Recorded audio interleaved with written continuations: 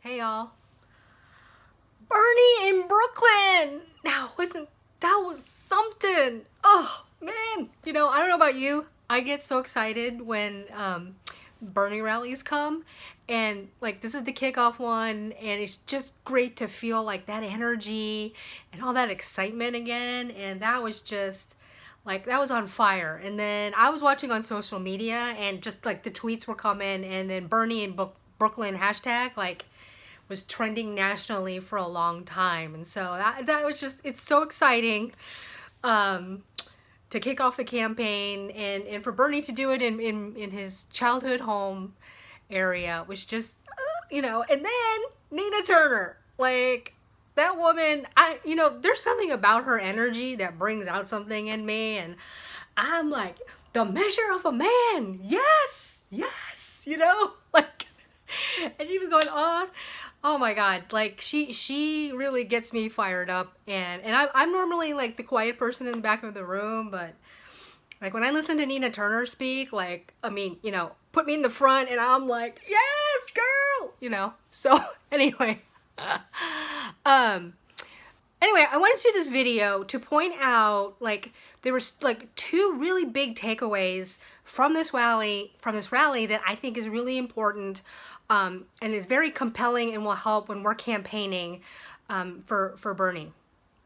So the first thing is when Sean King brought up the fact that it takes a lot of guts to stand up to one of the most beloved brands in America, Disney, right? And to call them out for not paying their workers a livable wage. So I wanted to give a little background on that because I'm in California, and I remember when Bernie did that rally. So Bernie did a rally in Anaheim Convention Center, which is literally 1 mile down the street from Disneyland.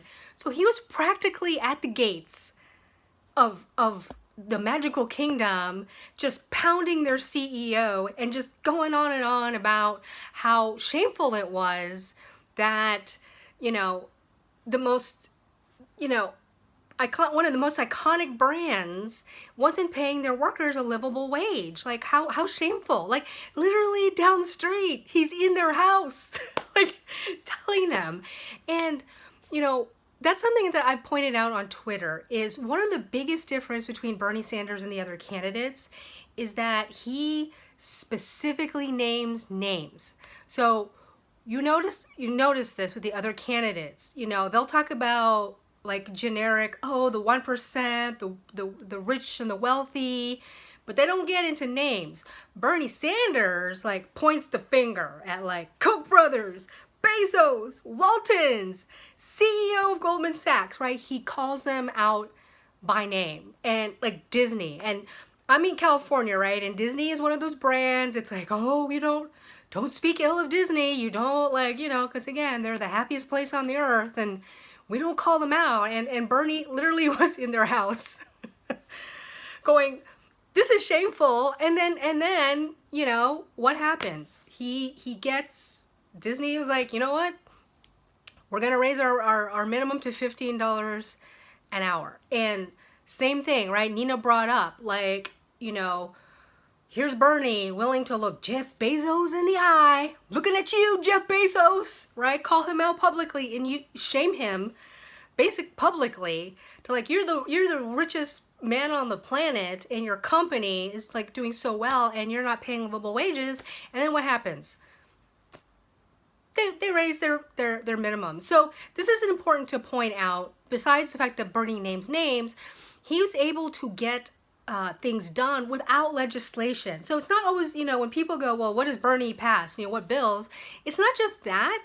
Like, what has been your influence in society? And so Bernie's gotten two of the largest corporations in the United States, actually in the world, to raise their minimums to $15 an hour. And mind you, this minimum was not just in the United States, it was like globally. So talk about influence. Bernie didn't wait for, DC to get their act together. He used public pressure, and got them to raise that. And now we have also 5 states who now have raised their state minimums to $15 an hour. So that's a leader right there.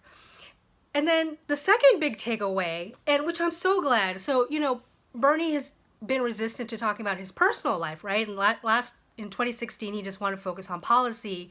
And this time, his campaign were like, you've got to talk about your personal life more. And wow, like, I was sharing stuff yesterday, but I don't know if you were on Bernie's Instagram, right? He shared 3 pictures of him and his parents when he and Larry were like kids. I mean, Bernie looks like he's about 7 to 9 years old. And so it's like, look, it's baby Bernie, he's like so cute. And then he talks about growing up in Brooklyn and how they had hard lives. But here was the best part of him sharing that family story is he is literally one of us, the working class. And here's the thing that like stuck out with me. So he was talking about how his allowance was 25 cents. So imagine like a 9-year-old Bernie Sanders, like standing there with his 25 cents, he's looking at his 25 cents in his hand.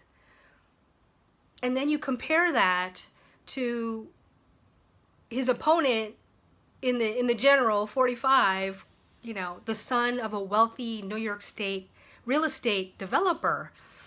And like the contrast of that, but I was just thinking that is literally the 99% versus the 1%. Like both of them literally represent what we're, the class inequality that we're experiencing right now. I was just like, how powerful. But now it's just, again, imagine like a 9-year-old, 25 cents, like his 25 cents allowance. And here we have Trump, growing up in a wealthy family. And then Bernie went on to talk about like the stark differences between, how they grew up, right? And he really emphasized that he understands the stress that working families experience because of a lack of money. And, what a powerful image. And I think like in the general, that's going to be a really powerful thing. And I also, it was really awesome how Bernie was talking like he's the one in the general. Like in a Sanders presidency, the rich are going to pay their fair share of taxes. So I was just like, yes, just, law of attraction, just talk like you're already there, right? So again, I just wanted to bring that up. Two big takeaways when you are campaigning for Bernie. One, be sure to mention that he names names when he's talking about like the 1%, who he's going after. We're going after like Waltons, Kochs, Bezos, CEO of Goldman Sachs. And then the second thing is, bring up his childhood and that he is like one of us. He is the working class, and compare that to, Trump's life and how he grew up. And so Bernie has a better understanding of the pain and stresses that, average working Americans like you and I go through. All right.